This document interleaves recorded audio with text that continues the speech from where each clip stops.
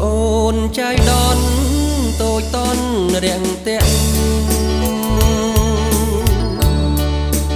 បនដងចិត្តស្ម័គ្រទាំងចិត្តកាំងវៃអង្គុយរួមតុកក្បែរប្រានចរណៃភូមិកងក្របីចំបៃរីកស្រងរងមិត្តភក្តិរៀបការ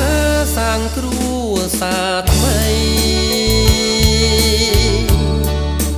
សូមសុខសួស្តីកុំបីមានមកចុងភើ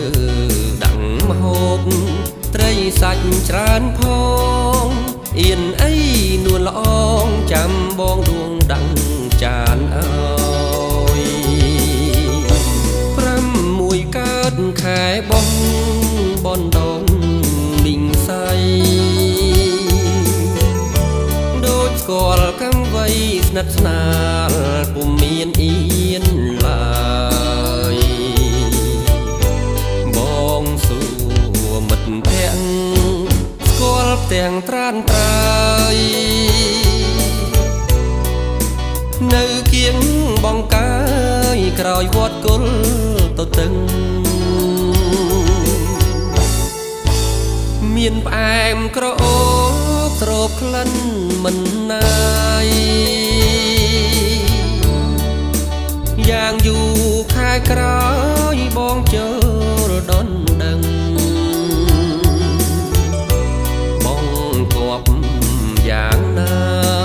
បងតាមប្រលឹងសូមកុំស្អប់ខឹងព្រមរៀបការនឹងបងទៅ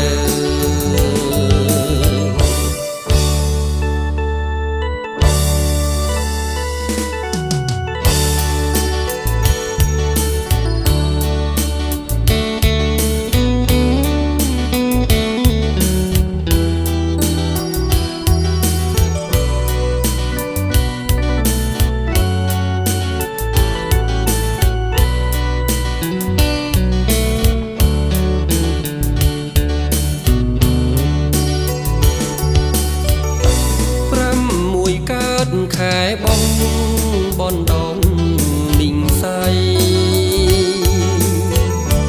ដូចស្គាល់កម្មវ័យស្និទ្ធស្នា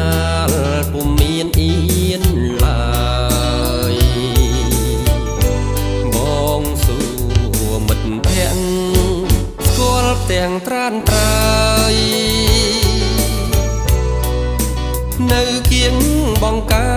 យក្រោយវត្តគុលទៅទឹងមានផ្អែមក្រអូបស្រោបក្លិនមិនណាយយ៉ាងយូរខែក្រោយបងចូលដនដឹងបងគប់យ៉ាងណាបងតាមប្រលឹងសូមកុំស្អប់ខឹងព្រមរៀបការនឹង